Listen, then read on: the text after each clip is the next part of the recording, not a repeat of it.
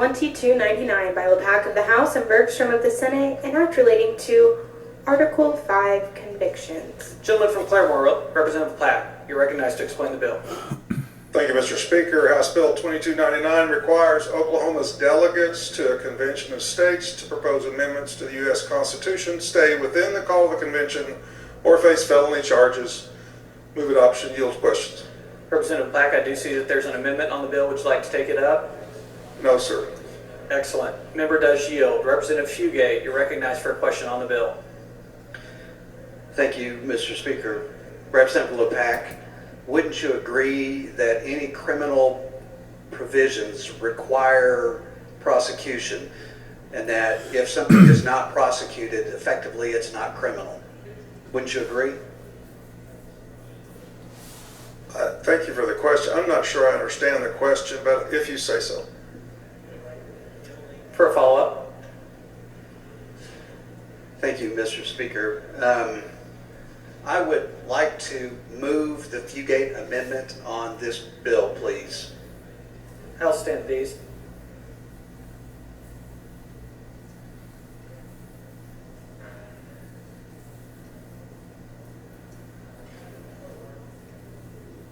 I'm on the table.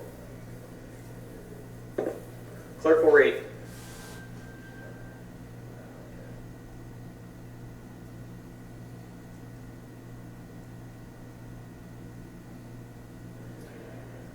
Mr. Speaker, I move to amend House Bill 2299 by deleting the content of the entire measure and by inserting in lieu thereof following language. Amendment submitted by Fugate.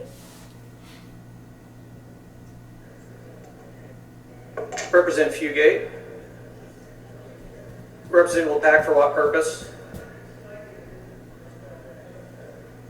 Representative Fugate, you're recognized to explain the amendment. Thank you, Mr. Speaker. Members, the current bill creates an uncertain out-of-state felony. It depends on the good faith of an attorney general to prosecute and the legislature's willingness to overlook actions from a commissioner who might act against their original directive. This proposal strengthens that fragile system by amending the Constitution. It ensures the legislature cannot approve any proposals from a constitutional convention that exceed the commissioner's charge, whether they commit a felony or not. It turns hope into a firm legal safeguard. And if we really want to safeguard Oklahomans from a runaway convention, this is the only way to do that, through the Constitution. Representative LePac, for what purpose? Thank you, Mr. Speaker. Move to table. It's a proper motion. Clerk, please activate the machine for vote to table the Fugate amendment.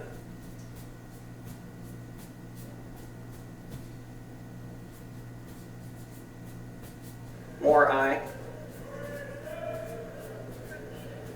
Yep.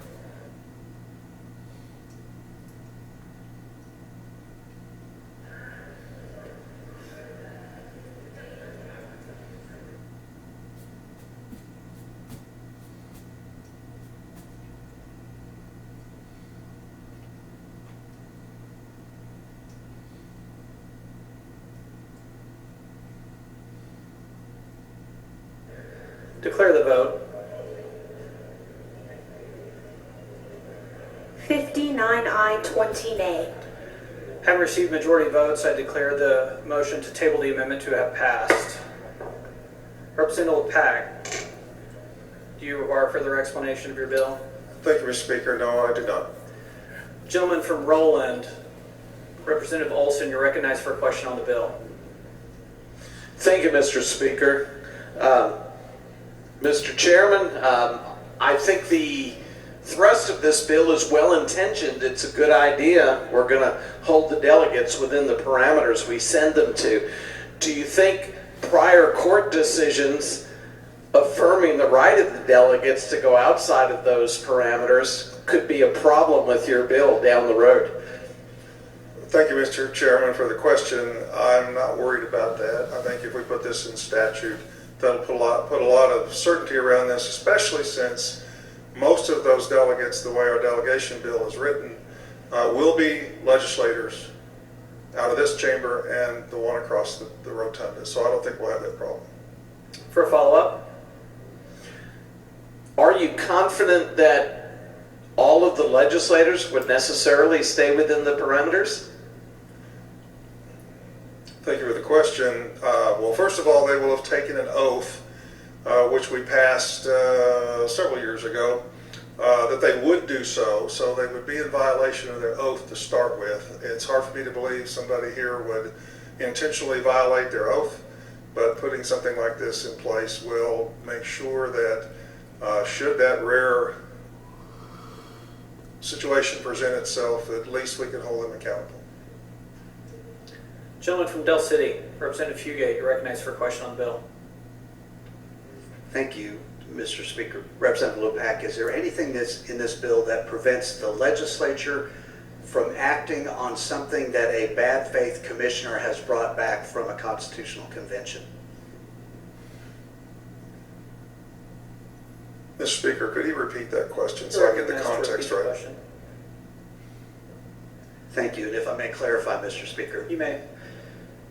Say, for instance, somebody has sworn an oath, they've gone to Constitutional Convention, and at the Constitutional Convention they hear a bunch of things they think would be very helpful for the state of Oklahoma. And so they effectively make the decision they're going to cast the dice and take a felony because they're going to do what's right for the people of Oklahoma and bring something back. Is there anything in this language that prevents the legislature from taking their recommendations? Sure, they're going to go to jail, but does it tie the hands of the legislature?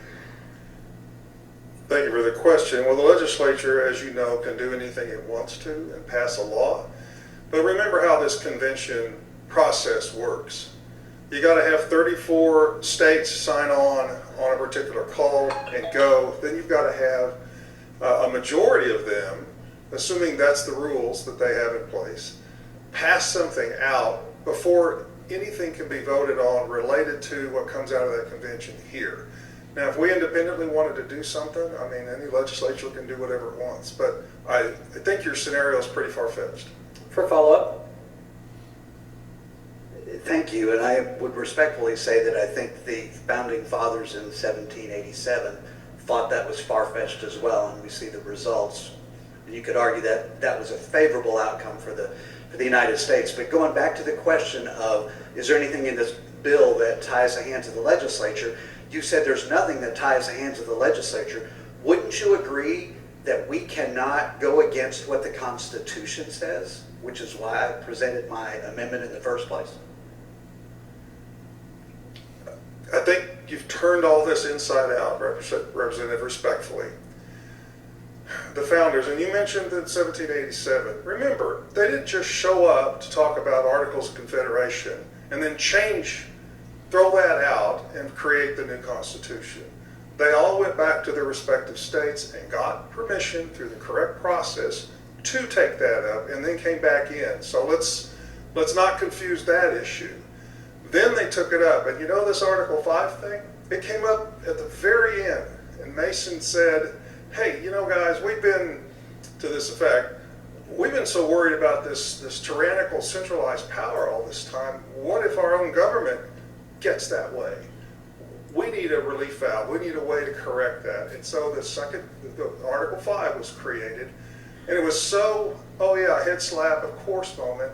No discussion, no debate, they just put it in. So I'm not worried about how it came to be, but I do like to correct the record. Representative Fugate, I allowed you some leniency. We started to meander into the area of debate. You were recognized for a follow-up question on the bill.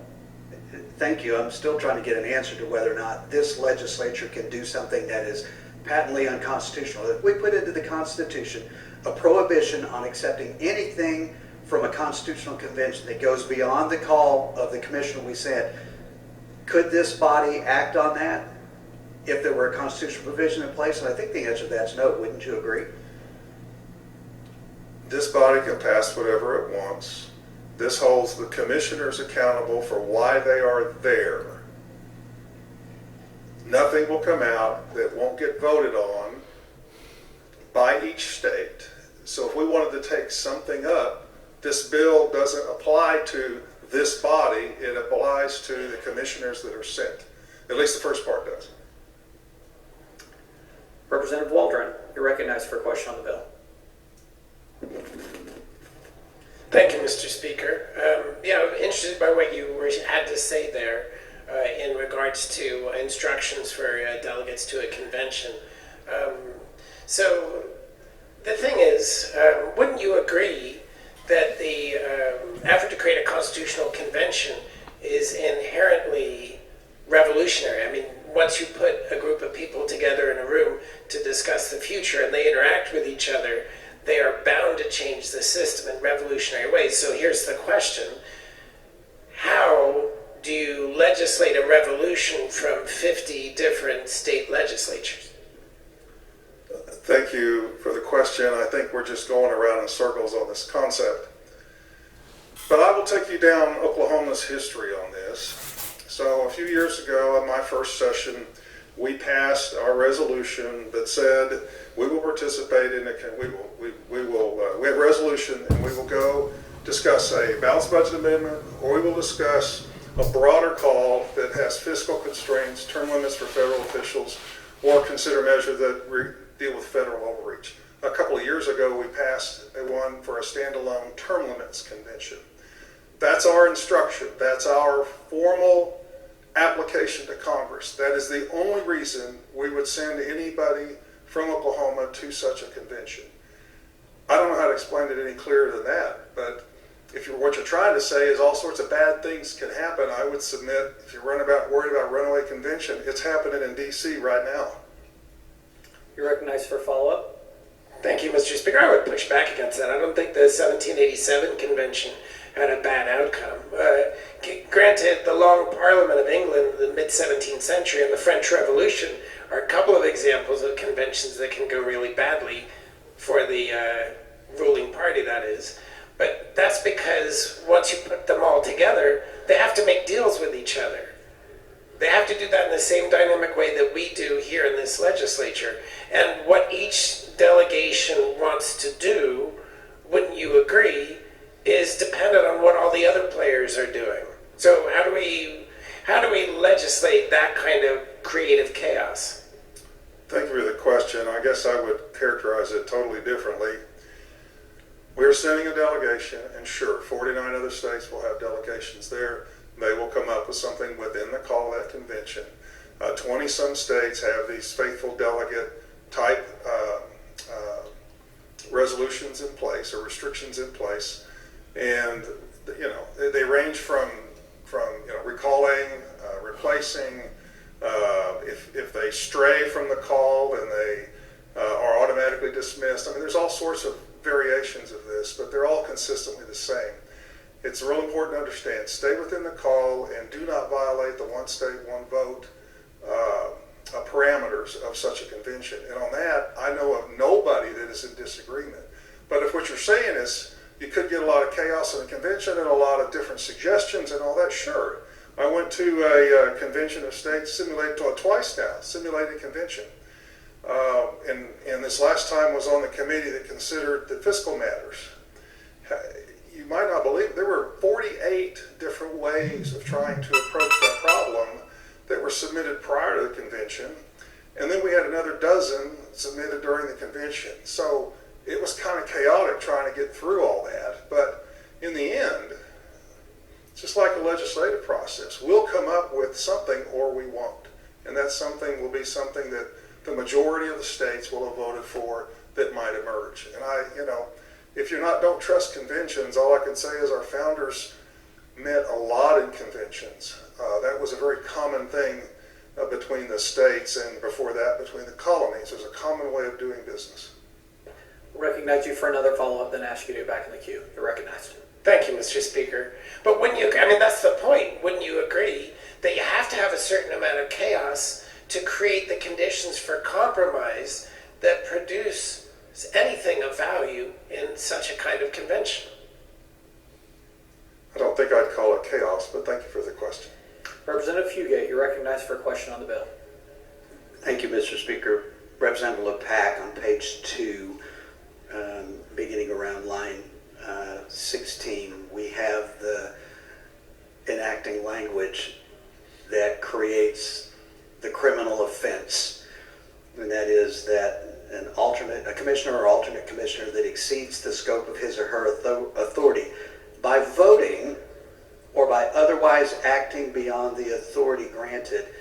Are they doing those actions in the state of Oklahoma, or are they doing them in another state? Thank you for the question. The intent is that whatever convention they're doing, wherever that convention is held. For follow-up. So effectively, we are creating a criminal offense for an action that takes place in another state. Under that same kind of legal thinking, could we make it a felony for somebody to go to another state and have an abortion?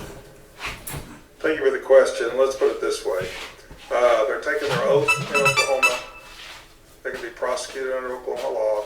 That's no different than you taking the oath here in Oklahoma, traveling out of state on some junket with some lobbyist being asked to vote for something and handed a bunch of cash and coming back in here and doing it. I think you could be held accountable for that, even though that act occurred out of state, because of the oath you took here in the county. Recognized for a follow-up on the bill. Thank you, Mr. Speaker. And so I'm looking in here, I don't see any language about the oath that one has taken. What I see is the action of voting or otherwise acting beyond the authority granted. So where does the oath come into this? The oath, the most recent version of it was passed in 2023. Make sure I got the right thing. In fact, would you like me to read it to you? It's not that long, only take about 5 minutes. Anyway, it was in HJR 1017, if you'd like to look it up. Gentleman from Claremore now moves the bill be advanced from general order. Without objection, that will be the order. Third reading of the bill. House Bill 2299 by LePack of the House and version of the Senate not relating to Article 5 conventions. Representative LePack now moves final passage of the bill. Will there be debate? Seeing there will be debate. There will be debate. Clerk, please open the queue for debate. Those wishing to debate in favor of the measure, please signify by pressing your green button. Those wishing to debate against the measure, please signify by pressing your red button.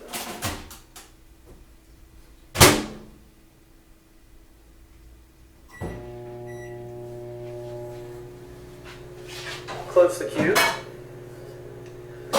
Those debating against the measure are Representatives Fugate, Olson, and Waldron. Those debating in favor of the measure, Representative LePack. Are there any members wishing to yield? House will stand at ease as we prepare for debate.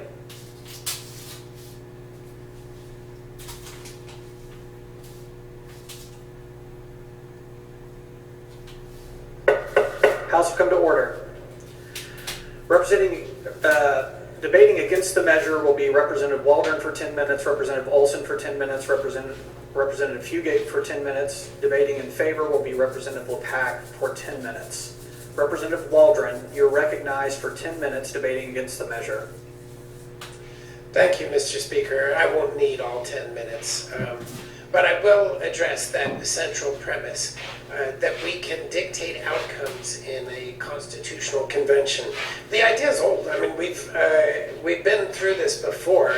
We've actually had 2 constitutional conventions in our history. One was just unofficial. The congressional amendments of the Constitution for the 13th, 14th, and 15th Amendments constitute a kind of convention. But the history of these shows that the give and take of the political process requires flexibility and freedom by the delegates sent to the convention. In the mid-17th century, Charles I summoned the Parliament to raise, for the specific purpose of raising taxes for war. Parliament responded by saying, "We want rights in exchange." The king canceled that Parliament, called the Short Parliament, and called another one. Same result. The parliamentarians refused to give him the taxes until he granted the English Bill of Rights. So he tried to suspend the Parliament again. And this time, Mr. Speaker, the marching band refused to yield. The Long Parliament formed a militia and the English Civil War began. The result was the foundation of the modern British Constitution. 100 years later, the same thing happens in France. The king, facing crippling debts, summons the Estates General for the purpose of raising taxes. But they demand constitutional changes to recognize the rights of the bourgeoisie. Again, the French king tries to disband the convention, the Estates General. The storming of the Bastille occurs on July 14, 1789, and the French Revolution has begun. The result was a political transformation, not just of France, but the entire European world order. We don't know what's going to happen when you put a group of ambitious people together representing different parts of a country and you ask them to make fundamental changes. So this is a case, Mr. Speaker, of be careful what you wish for. You don't know what's going to happen when you summon people for change. I would maintain that that could be a good thing. If we really do want to transform this country, if we want to make major changes, then we have to be prepared to roll the dice. We need to send people of conscience to a convention, but we have to trust them and their ability to do it. And it is a fantasy, Mr. Speaker, that we can stage manage that from afar. Because when you put all those people together in a room and they start the hurly-burly of negotiations, discussions, and compromises, they begin to create the new order out of that interaction. We cannot predict or foresee, Mr. Speaker, what will come of that. We have to trust in ourselves and in our faith in America that that needs to happen. So I would caution you and everyone who advocates for a new constitutional convention that we must first make sure we have exhausted every option of incremental institutional reform. Sure, there are a lot of things that would need to be done. I would like to see 51 states represented because I think the District of Columbia ought to be represented, but that's my personal opinion. I think we ought to get rid of the Electoral College because it distorts our elections and allows minority elections, and as we've seen in the information age, it's too easily hacked. But these are digressions, and I see you're ready to caution me, Mr. Speaker, because they just are raised to let you know that if we want to make fundamental changes, then we have to be prepared to take great risks. So I appreciate what we're trying to do here. I appreciate the idea of promoting fundamental change, and I do not deny that there are basic problems with the American system that need to be addressed. But I think, Mr. Speaker, if we're going to do it, we're just going to have to roll the dice. We cannot stage manage a constitutional revolution. So with that, I'm going to yield my time to you, Mr. Speaker, and hope that you will both no on this measure. State Creek debate, Representative John Valjean. Waldron. Representative Olson, you're recognized for 10 minutes debating against the measure. Thank you, Mr. Speaker.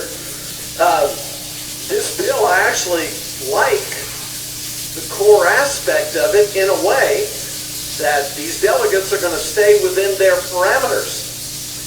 My concern is that the bill is based on a faulty foundation that we can legally control what the delegates do. Consider now a convention, if it goes outside the original parameters, that can be good or bad.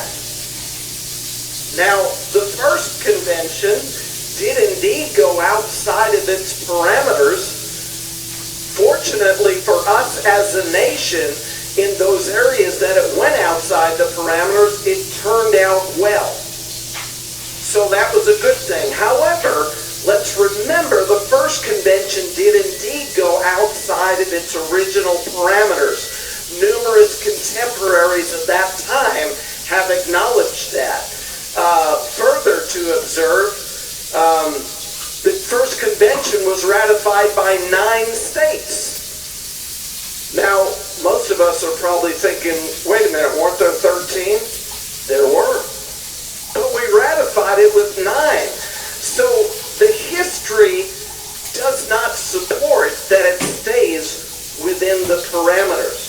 Contemporaries of the time, numerous, namely James Madison, affirmed repeatedly that they were not constrained by the legislature. They affirmed that they were representatives of the people.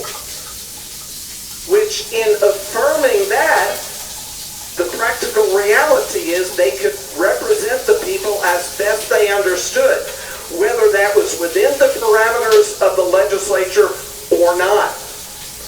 All right, there are 5 major court decisions that have affirmed the right of the delegates to do what they believe is best.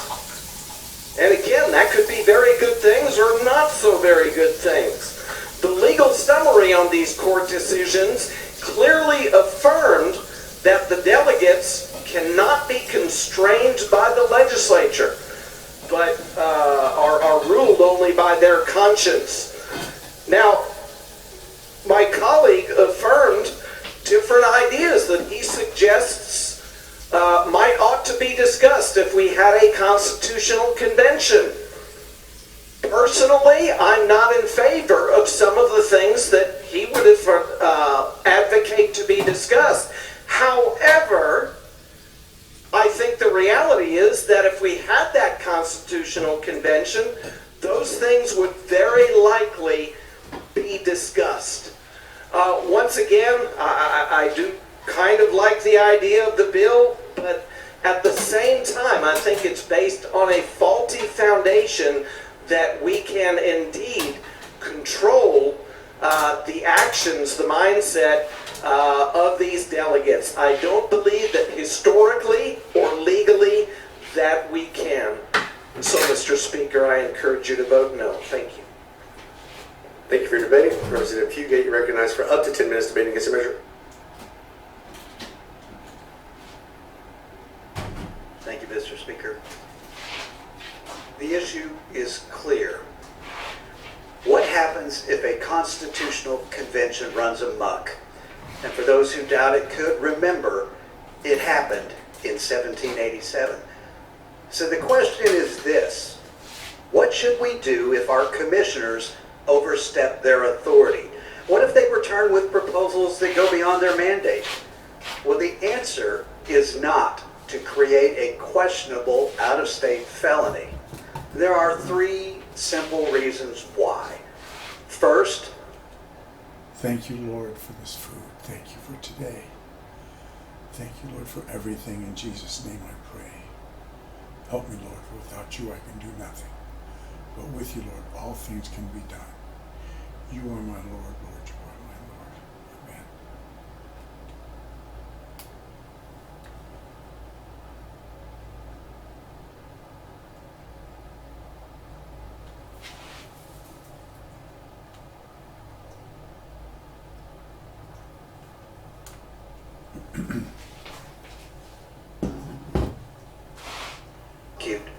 rendering this law, this, and I'll use air quotes, protection, meaningless.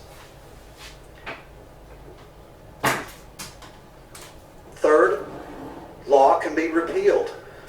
We do that all the time. We change the law. That's what this legislature does. And a future legislature could reverse the law if they happen to like the outcome of a convention. This law is little more than a show to fool the masses. This legislature is bound by the Constitution, and that's the real limit. We cannot ensure that commissioners stay within their scope, but we can, by golly, ensure that future legislatures stay within the scope by amending the Constitution. That's the only way to do this. A law like this, it creates a shaky crime, easily overturned or ignored, and it's effectively just a smokescreen. It's a sham that's designed to mislead the people, offering a false sense of security. But the only protection it truly provides is to members in November who will talk about how they created a new crime that exists in another state to make sure that we don't have a runaway convention. Mr. Speaker, this is why I proposed amending the Constitution to constrain future legislatures from acting beyond the scope. That would be a true protection. This is not, and that's why I'm voting no on this sham. Thank you for your debate. Representative LePack. You're recognized for up to 10 minutes debating in favor of the measure.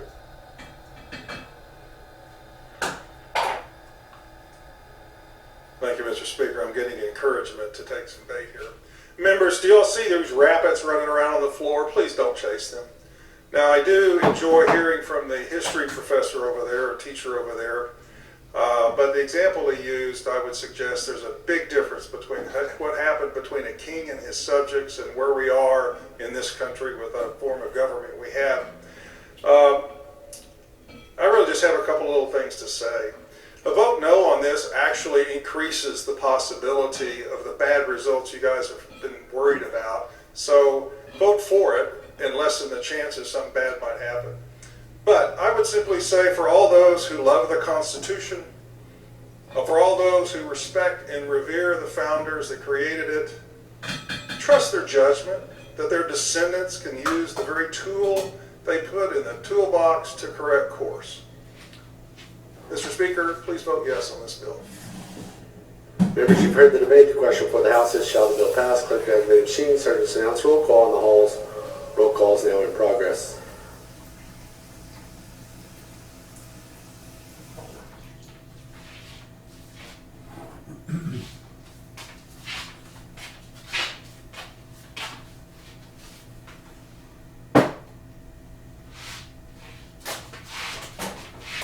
Will, nay.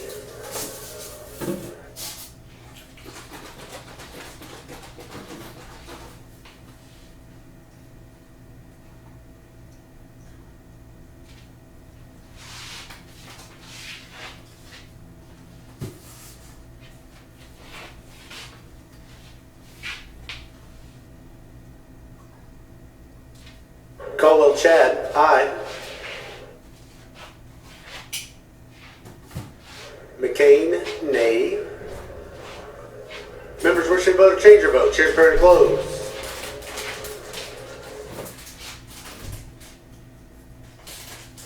Bears, aye.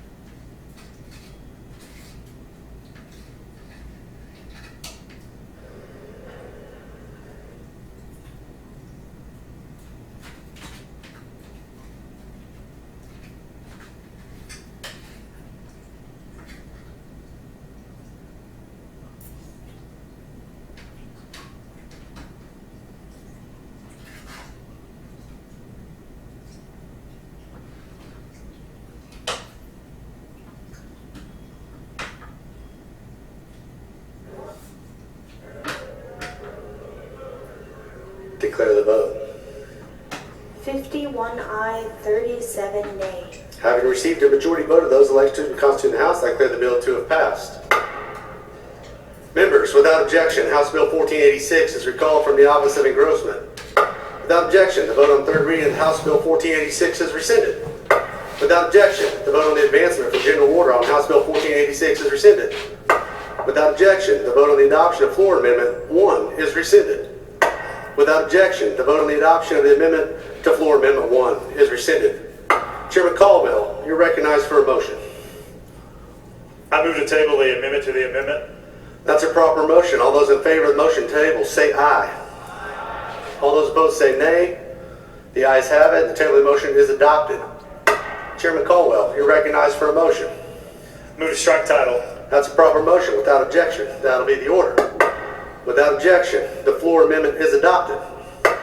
Without objection, the motion to advance from general order is adopted. Third reading of the bill.